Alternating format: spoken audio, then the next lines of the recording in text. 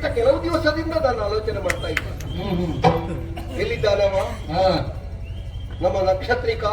ಸ್ವಲ್ಪ ಬಂದನು ನಕ್ಷತ್ರ ಬಂದನು ನಕ್ಷತ್ರ ಆದನ ವಂದನ ವಿಚಿತ್ರ ಆದನ ವಂದನ ವಿಚಿತ್ರ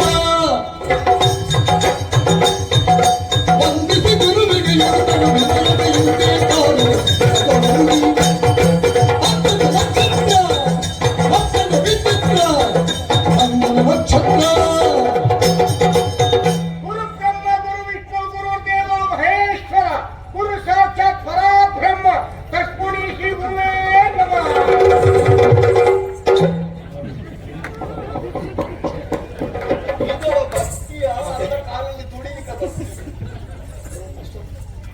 ನಿನ್ನ ಶಿರಾಸನ ಯಾಕೆ ಮಗ ಇಲ್ಲಿ? ಎಲ್ಲರಾಗೆ ನಮಸ್ಕಾರ ಮಾಡಿದ್ರೆ ಅವರಿಗೂ ನಮಗೂ ವ್ಯತ್ಯಾಸ ಏನು?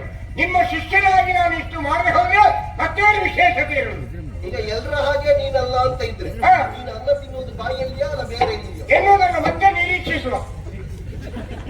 ನೀನು ಇದ್ದರವರೆಗೆ ಮಣ್ಣು ತಿಂದುಕೊಂಡಿದ್ದಲ್ಲ? ಹಾಗಲ್ಲ, ನಾನು ಹೆಚ್ಚಾಗಿ ನಿಮ್ಮ ಜೊತೆಯಲ್ಲಿ ಫಲಾರವೇ ಕಂದಮೂಲ. ಮತ್ತೆ ನಿಮ್ಮ ಜೊತೆಯಲ್ಲಿ ಬಂದ್ರೆ ಅನ್ನ ಸಿಕ್ಕಿದ್ದ ನನಗೆ. ಎಷ್ಟು ಸಲ ಹೇಳಿದ್ದೇನೆ ಮಾತಾಡು ಮಾತಾಡು, ಆದ್ರೆ ಮಾತಾಡುವಷ್ಟನ್ನಾದನ್ನು ಸರಿ ಮಾಡಿ ಮಾತಾಡು. ಮತ್ತೆ ನಿಮ್ಮ ಜೊತೆಯಲ್ಲಿದ್ದಾಗ ನಾನು ಅಷ್ಟು ಮಾತಾಡಿದ್ರೆ ನಿಮ್ಮ ಶಿಷ್ಯನಾಗಿ ನಾನು ಹುಟ್ಟಿದ್ದಕ್ಕೆ ಏನು ಪ್ರಯೋಜನ? ಏನೋ ತಪ್ಪು ಹೇಳ್ತಿ. ಏನು? ನಾನು ಮಹಿಷಾಸುರನಾಗಿ ಕಾಣ್ತೇನೆ ನಿನಗೆ. ಹಾಗಲ್ಲ ನೀವು ಹತ್ತಿರ ಬಂದಿತ್ತ ಮಹಿಷಾಸುರ. ನೀವು ಮಹಿಷಾಸುರ ಮಾಡಲಿಕ್ಕೆ ನೀವು ಮದುಗೈತ ಬರುವಾತ್ರ ಮಾಡುದು ಅದಲ್ಲ ಗುರುಗಳೇ. ಮೊನ್ನೆ ನೀವು ದೇವಿ ಮಾತ್ರೆಯ ಕತೆ ಹೇಳಿದ್ರಲ್ವ, ಹಾಗೆ ಎಷ್ಟೇ ಪಾತ್ರಗಳು ಬಂದು ಹೋದ್ರು ಮಹಿಷಾಸುರನ ಹಿಂದೆ ಹೋದಷ್ಟು ಜನ ಆ ಬೇರೆ ಪಾತ್ರದ ಹಿಂದೆ ಬರಲಿಲ್ಲ. ಅದೇ ಕಲ್ಪನೆಯಲ್ಲಿ ಇರುವಾಗ ನೀವು ಕರೆದ್ರಿ ಅಲ್ವಾ, ತಕ್ಷಣ ಮಹಿಷಾಸುರನ ನೇಪಾಯ್ತಾರೆ. ನನ್ನನ್ನು ಅಭಿವಾದನೆ ಮಾಡುವಾಗ ಏನ್ ಮಂತ್ರ ಹೇಳಿದೆ? ಗುರು ಬ್ರಹ್ಮ ಗುರು ವಿಷ್ಣು ಗುರು ವಿಷ್ಣು ಗುರುದೇವ ಮಹಿಷಾಸುರ ಅಂತ. ಗುರು ಸಾಕ್ಷಾತ್ ಪರಬ್ರಹ್ಮ. ನಿನಗೆ ಹೇಗೆ ಹೇಳಿಕೊಟ್ಟದ್ದು? ಹೇಗ ಹೇಳಿ ಗುರುಗಳೇ? ಪರಂ ಬ್ರಹ್ಮ. ಹೇಗೆ? ಪರಂ ಬ್ರಹ್ಮ. ನಾನು ಮಾತಾಡ್ತಾ ರಮ್ಮು ಬಿಟ್ಟದ್ದು ಗೊತ್ತಾಗ್ಲಿಲ್ಲ ನನಗೆ. ನಾಳೆ ಇಂದ ಸೇರಿಸ್ತೇನೆ, ಒಳಗೆ ಪರಂ ರಮ್ಮು ಸೇರಿಸ್ತೇನೆ ನಾಳೆ. ಚಳಿ ಬಿಚ್ಚಿದ್ದಲ್ವ, ನಾಳೆಗೆ ತಡ ಬರ್ತಾ ಇತ್ತು. ರಮ್ಮು ಬ್ರಹ್ಮ. ನಿನ್ನಲ್ಲಿ ಕೆಲಸ ಆಗ್ಬೇಕಿತ್ತು. ಹೇಳಿ ಗುರುಗಳೇ? ಹೋಗ್ಲಿದ್ದಾನಲ್ಲ ಹರಿಶ್ಚಂದ್ರ. ಹೌದು, ಆಗದಿಂದ ಒದ್ದಾಡ್ತಾ ಇದ್ದೇನೆ ನಾನು ಅವನ ಬಾಯಿಲ್ಲದ್ದು ಸುಳ್ಳು ಹೇಳಿಸ್ಬೇಕು ಅಂತ. ಆಗ್ಲಿಲ್ಲ ಅಂತ. ಹೌದಾ ಗುರುಗಳೇ? ನೀವು ಒಂದೊಂದ್ಸಲ ಮಾತಾಡುವಾಗ ಒಂದ್ಸಲ ಏನ್ ಮಾತಾಡ್ತೀರ ಅಂತ ನಿಮ್ಗೆ ಗೊತ್ತಾಗುದಿಲ್ಲ. ನೀವು ಶೀಘ್ರ ಗೋಪಿ ಹೌದು, ಆದ್ರೆ ದೀರ್ಘ ದ್ವೇಷ ಅಲ್ಲ. ನೀವು ಮಾತಾಡ್ಕೊಂಡು ಮಾತಾಡಿ ಬಿಡ್ತೀರಿ, ಮತ್ತೆ ಪಶ್ಚಾತ್ತಾಪ ಮಾಡ್ತೀರಿ. ಅವತ್ತು ಸುಳ್ಳು ಹೇಳಲಿಕ್ಕೆ ಆಗ್ಲಿಲ್ಲ ಅಂತ ಹೇಳಿ. ಸುಳ್ಳು ಹೇಳಿಸ್ಲಿಕ್ಕೆ ಆಗ್ಲಿಲ್ವೋ? ಅವನು ಯಾವಾಗಲೂ ಸುಳ್ಳು ಹೇಳಿ ಆಗಿದೆ. ಪ್ರಸಂಗ ಇಷ್ಟು ತನಕ ಮುಗಿಬೇಕಿತ್ತು, ನೀವು ಯಾವ್ದಕ್ಕಷ್ಟೇ ಆಗ್ಲಿ. ನೀನು ಬಾರದೆ ಪ್ರಸಂಗ ಮುಗಿತಿತ್ತ. ಮತ್ತೆ ಸುಳ್ಳು ಹೇಳಿದ್ದು? ಸುಳ್ಳು ಹೇಳಿದ್ದಾರೆ. ಯಾವಾಗ? ಈಗ ನೀವು ಈ ಪ್ರಪಂಚದಲ್ಲಿ ಯಾರಿಗೂ ಪಡೆದ ಕಷ್ಟವನ್ನು ಅವರಿಗೆ ಕೊಡ್ತಾ ಇದ್ದೀರಿ. ನಿಮ್ಮ ಕಣ್ಣಲ್ಲಿ ರಕ್ತ ಅನ್ನೋದು ಇಲ್ವೇ ಇಲ್ಲ. ನಿಜವಾಗಿ ನಿಮ್ಗೆ ಹೃದಯ ಅನ್ನೋದು ಇಲ್ವೇ ಇಲ್ಲ. ನಿಮ್ಮ ಹೃದಯ ಅಂತಂದ್ರೆ ಬಂಡೆಕಲ್ಲು. ಅಂತ ನಿಮ್ಮನ್ನು ಕರುಣಾನಿಧಿಯೇ ಕರುಣಸಾಗರವೇ ಅಂತ ಹೇಳಿದಾರಲ್ಲ, ಅದು ಸುಳ್ಳಲ್ಲ. ನಿಮ್ಮನ್ನು ಯಾರಾದ್ರೂ ಕರುಣಾನಿಧಿ ಅಂತ ಹೇಳಿ ಅದು ಸುಳ್ಳಲ್ವಾ?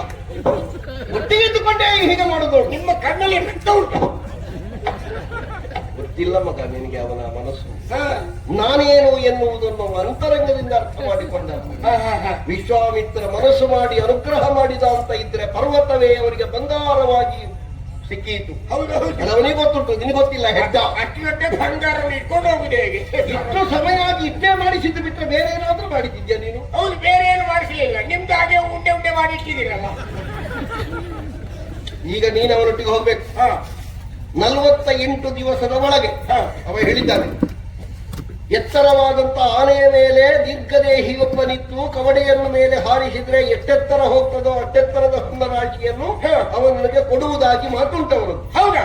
ಅಷ್ಟು ಮೊತ್ತವನ್ನು ಸಂಗ್ರಹಿಸುವುದಕ್ಕೆ 48 ದಿವಸ. 48 ದಿವಸದ ಒಳಗಾಗಿ ಕೊಡಬಹುದಾದ ಮೊತ್ತವನ್ನು ನನಗೆ ಮುಟ್ಟಿಸುವಲ್ಲಿ ನೀನೊಬ್ಬ ಮಧ್ಯವರ್ತಿ. ಇಷ್ಟು ಮಂದಿ ನಿಮ್ಮ ಶಿಷ್ಯರಿರುವಾಗ ನನ್ನನ್ನು ಯಾಕೆ ಆಯ್ಕೆ ಮಾಡಿದ್ರು? ನನಗೆ ವಿಶ್ವಾಸ ಇಲ್ಲ ಅವರಲ್ಲಿ. ಆ ಮಟ್ಟಿಗೆಲ್ಲ ಲೆಕ್ಕ ಉಂಟಲ್ಲ. ಹೌದು, ಲೆಕ್ಕ ನಿನ್ ಜನ. ಸರಿ ಸರಿ. ಬಾಕಿ ಏನಾದ್ರೂ ಎಡವಟ್ಟು ಮಾಡಿವಿ, ಅದು ವಿಷಯ ಬೇರೆ. ಗುರುಗಳಾಗಿ ಶಿಷ್ಯ ಅಲ್ಲ ಲೆಕ್ಕದಲ್ಲಿ ಒಂದು ನೀನು ಜಾಣ. ಹೌದು ಗುರುವೇ, ಗುರುವಿನಂತೆ ಶಿಷ್ಯ, ತಂದೆಯಂತೆ ಮಗ, ನೂಲಿನಂತೆ ಸೀರೆ, ತಾಯಿಯಂತೆ ಮಗಳು, ಲೋಕರೂಢಿ ಅಲ್ವೇ? ಅಕ್ಕನಂತೆ ತಂಗಿ. ತಂಗಿ. ಇದು ನೀವು ಹೋಗ್ಬೇಕು. ಸರಿ, ಅವತ್ತು ಹೊಡೆದಿದ್ರು ತೊಂದರೆ ಇಲ್ಲ. ಅಷ್ಟೇ, ಮತ್ತೆ ಹಾಕಿದೆ. ಒಂದು ಮಾತಿಗಾದ್ರು ಹೇ. ನಾನು ಸೋತೆ, ಹೇ. ನನಗೆ ಸಾಕಾಯ್ತು, ಹೇ. ನನ್ನನ್ನು ಬಿಟ್ಟುಬಿಡಿ, ಹೇ. ನನಗೊಂದು ಜೀವದಾನ ಮಾಡಿ ಎನ್ನುವಷ್ಟರ ಮಟ್ಟಿಗೆ ಕಣ್ಣಲ್ಲಿ ರಕ್ತ ಇಲ್ಲದವರ ಹಾಗೆ ನೀವು ವರ್ತಿಸಬೇಕು. ಹಾ, ಹಾ. ಈಗ ನಿಮಗೆ ಅಗತ್ಯ ಇಲ್ಲ, ನಮಗೆಂತ ಯಾವುದು ಬೇಡ. ನಮಗೆ ಬೇಕು ಅಂತಂದ್ರೆ ಇದ್ದದನ್ನು ಬಿಟ್ಟು ಬರ್ತೇವೆ. ಇವತ್ತು ಬರೀ ಅಂಕಿ ಮಾಡಿ. ನಾವೀಗ ಇಲ್ಲಿ ಅಲ್ಲ, ನಾವೀಗ ಇಲ್ಲಿ ಸಂಪಾದನೆ ಮಾಡ್ಬೇಕು. ಇಲ್ಲಪ್ಪ, ನಿಮ್ಗೆ ಬೇಕಾ? ಬೇಕಾ? ನಿಮ್ಮ ಹತ್ರ ಉಂಟೆಷ್ಟು ಮೊದಲು ಮಾಡಿಟ್ಟು ಅದು ಬಿಡು. ನಮಗ ಹೋಯ್ತಾನಲ್ಲ ಹರಿಶ್ಚಂದ್ರ, ಹೌದು. ಅವ್ನಿಗೆ ಎಷ್ಟು ಬೇಕಾದ್ರೂ ಕೊಡು ಹಿಂಸೆ. ಸರಿ. ಒಬ್ಬ ಹುಡುಗ ಇದ್ದಾನೆ, ಹಾ, ಹುಡುಗನಿಗೂ ಚಿತ್ರಹಿಂಸೆ ಕೊಡು. ಸರಿ ಬಡಿತೇನೆ. ಏನು ಗುರುಗಳೇ? ಹೆಂಡತಿ ಇದ್ದಾಳೆ, ಹೌದು. ಸುತ್ತಿಕೊಂಡು ಹಾಗೆ ಗುರುಗಳೇ. ಸುಟ್ಟೋಗ್ತೀಯ ಹಾ, ಪರಮ ಪತಿವ್ರತೆಯಾದಂತ ಅವಳನ್ನೊಂದು ತಾರಾಟಕ್ಕೆ ತಗೊಳ್ಬೇಡ. ಸರಿ ಗುರುಗಳೇ. ಬೇರೆ ಏನು ಬೇಕಾದ್ರೂ ಮಾಡು. ನಿಮ್ಮ ಮಾತನ್ನು ಶಿರಸಾಧರಿಸಿದ್ದೇನೆ ನಾನು. 48 ದಿವಸ ಅಲ್ಲ, ಹ್ಮ್.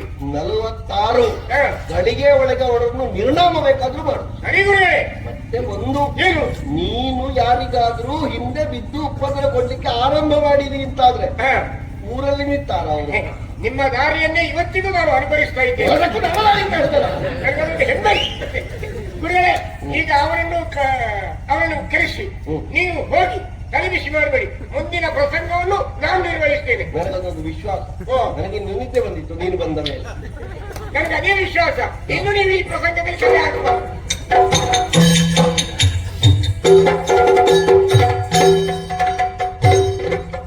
ನನಗೆ ನೀನು ಕೊಡಬೇಕಾದ ಮೊತ್ತವನ್ನು ನನಗೆ ಮುಟ್ಟಿಸುವುದಕ್ಕೆ ನನ್ನಿಂದ ಕಳುಹಿಸಲ್ಪಡುವ ಜನ ಇವ ನಕ್ಷತ್ರಿಕ ಅಂತ.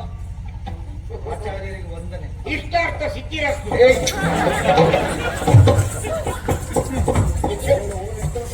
ಇವತ್ತೆಂತದ್ದು? ನಿಮ್ಗೆ ಗೊತ್ತಾಗ್ತದೆ.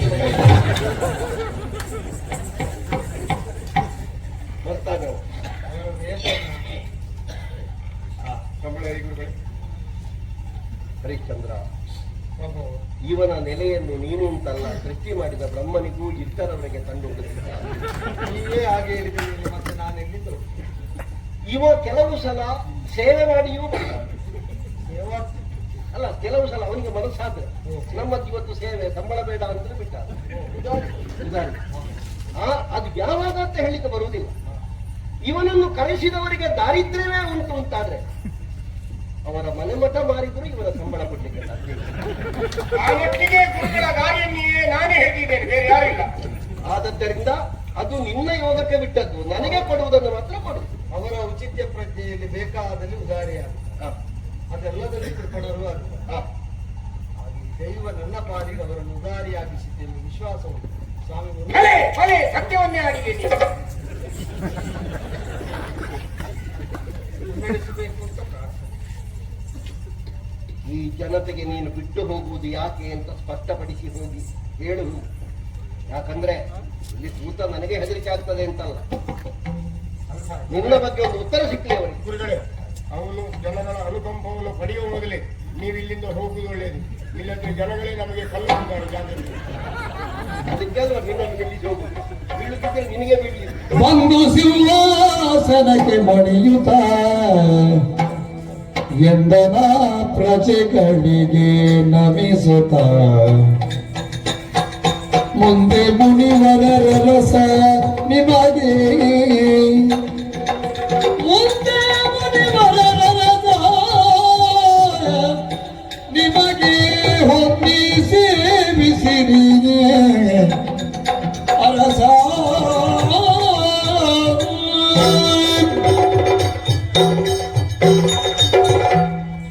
ಸೂರ್ಯವಂಶದ ಆಡಳಿತವನ್ನು ತ್ರಿಕರಣಗಳಿಂದ ಒಪ್ಪಿದ ಸಾಕೇತ ನಿವಾಸಿ ಮಹಾಪ್ರಜೆ. ಬದುಕಿನ ಪಥಗತಿ ನಮ್ಮ ಊಹೆಯಂತಿರುವುದಿಲ್ಲ ಎಂಬುದು ನಿಮಗೆಲ್ಲ ಗೊತ್ತು. ನಮ್ಮೆಲ್ಲ ಭೌತಿಕವಾದಂತಹ ಪ್ರಾಪ್ತಿಗಳಿಗಿಂತ ಅಧಿಕವಾದದ್ದು ಸತ್ಯ ಎಂಬ ಸ್ವರೂಪವನ್ನು ಅರಿತು ಅನುಷ್ಠಾನದಲ್ಲಿ ಅನುಸಂಧಾನದಲ್ಲಿ ಇರಿಸಿಕೊಂಡದ್ದರ ಪರಿಣಾಮ ಇಂದು ಒಂದು ವಿಷಮಘಟ್ಟದಲ್ಲಿ ರಾಜ್ಯವನ್ನೇ ಮುನಿಪತಿಗಳಾದ ವಿಶ್ವಾಮಿತ್ರರಿಗೆ ಕೊಡುವ ಸನ್ನಿವೇಶ ಬಂತು. ನಿಮ್ಮ ಸಂಸ್ಕಾರ ನನ್ನನ್ನು ಈ ತನಕ ಬೆಳೆಸಿದೆ. ದೈವ ವಿರೋಧವಾದ ಕೃತ್ಯವನ್ನು ಮಾಡದಂತೆ ನನ್ನನ್ನು ತಡೆದುಡಿಸಿದೆ. ಇಂದು ನಾ ಮಾಡಿದ ಈ ನಿರ್ಣಯ, ಸತ್ಯಬಾಹಿರನಾದವನು ಪ್ರಭುಪೀಠದಲ್ಲಿ ಕುಳಿತಿರುವುದು ನಿಮಗೆ ಕಳಂಕ ಎಂಬುದರಿಂದಲೂ ಹೌದು. ಸತ್ಯನಿಷ್ಠರಾದ ಸತ್ಯಾರಾಧಕರಾದ ಮುನಿಪತಿಗಳು ಪ್ರಭುವಾದರೆ ಅವರು ರಾಜರಾಗಿ ಮೆರೆದ, ಕೌಶಿಕರಾಗಿ ಮೆರೆದಾಡಿದಂತಹ ಕಾಲದ ಆ ಸುವರ್ಣ ಯುಗ ಮರುಕಳಿಸಿಯಂತೆ ಮಾಡ್ಯಾರ. ನನ್ನ ಕುರಿತಾಗಿ ಮಮತೆಯನ್ನು ಅಭಿಮಾನವನ್ನು ಹೊಂದಿದ ನೀವು ದಯವಿರಿಸಿ ಈ ನಿರ್ಣಯವನ್ನು ಒಪ್ಪಬೇಕು. ಪ್ರಭುವಾಗಿ ಅವರನ್ನು ಅಂಗೀಕರಿಸಿ ಅನುಸರಿಸಬೇಕು.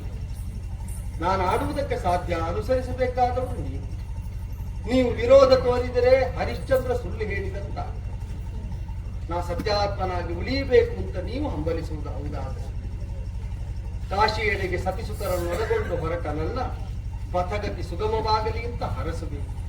ಕಳುಹಿಕೊಡ್ತೇನೆ. ಸತ್ಯ ಸಾಧನೆಗಾಗಿ ನನ್ನವರು ಹೊರಟು ನಿಂತಾಗ ಅವರನ್ನು ಅನುಸರಿಸಿ ನಾನು ಹೊರಟು ನಿಂತಿದ್ದೇನೆ. ನಿಮ್ಮನ್ನೆಲ್ಲ ಮಹಾರಾಣಿಯಾಗಿ ಆಡಿದವಳು ನಾನು.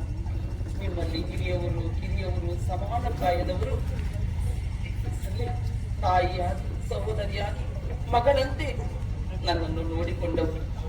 ನನ್ನಿಂದ ಎಲ್ಲಿಯಾದರೂ ಅಪಚಾರ ಆಗಿದ್ರೆ ನನ್ನನ್ನು ಕ್ಷಮಿಸಬೇಕು. ನನ್ನವರು ಸತ್ಯ ಸಾಧನೆ ಆಗುವ ಹಾಗೆ ನೀವೆಲ್ಲ ಅನುಗ್ರಹಿಸಬೇಕು ಅಂತ ನಿಮ್ಮಲ್ಲಿ ಕೇಳಿಕೊಳ್ತಾ ಇದ್ದೇನೆ. ಅಯೋಧ್ಯೆಯ ಪ್ರಜೆಗಳೇ, ಇಲ್ಲಿಯವರೆಗೆ ನಿಮ್ಮ ಜೊತೆಯಲ್ಲಿ ಆಟವನ್ನ ಆಡಿಕೊಂಡು ಪಾಠವನ್ನ ಕೇಳಿಕೊಂಡು ಇದ್ದವನು ನಾನು. ನಿಮ್ಮೊಡನೆ ಇದ್ದ ಸಂದರ್ಭದಲ್ಲಿ ನನ್ನಿಂದ ಏನಾದರೂ ತಪ್ಪಾಗಿದ್ದರೆ ಕ್ಷಮಿಸಬೇಕು. ತಂದೆಯವರ ಸತ್ಯ ಪರೀಕ್ಷೆಗೆ ಯಾವುದೇ ಕೆಡುಕಾಗದಂತೆ ಆಶೀರ್ವಾದವನ್ನ ನೀಡಿ ಕಳುಹಿಸಿಕೊಡಬೇಕು. ಹೋಗಿ ಬರ್ತೇವೆ ಅಂತ ಅನ್ನೋದಿಲ್ಲ, ಹೊರಟವರನ್ನು ಅನುಗ್ರಹಿಸಿ. ಹೇಗೆ ಮಾತಾಡ್ತಾ ಸಮಯ ಬರ್ತೀರೋ ಅಲ್ಲ, ನಮಗೆ ದಿವಸ ವ್ಯವಸ್ಥೆ ಆಗ್ತಾ ನೀವು ಮುನ್ನಡೆ ಸ್ವಾಮಿ ಅನುಸರಿಸಿ.